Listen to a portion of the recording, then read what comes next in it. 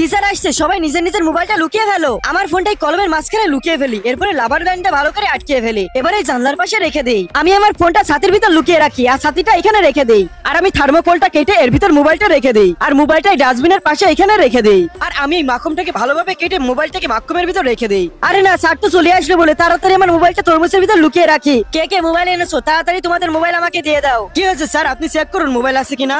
ঠিক আছে, আমি এখনই চেক করে দেখছি। কি এই আয়নাটা এইভাবে কালো হয়ে গেল কিভাবে? আরে না, আমি তো ধরা পড়ে গেলাম। আরে এটা কি জিনিস? আচ্ছা, মোবাইলটা এখানে লুকিয়ে রেখেছিস। জানি না, আমি আবার ধরা পড়ে যাবো নাকি। কি স্যার আবার ছাতার দিকে কেন দেখছে? মনে হচ্ছে ছাতার ভিতরে কিছু নাই। চলো এবার এই হারামজাদা চেক করে দেখি। স্যার, আমার তরমুজ আপনি কেন খাচ্ছেন? আরে একটুখানি তো টেস্ট করে দেখলাম। স্যার, আমি দিব না আমার তরমুজ। এখানেও কি লুকিয়ে আছে নাকি? আরে হ্যাঁ, এখানেও তো রয়েছে।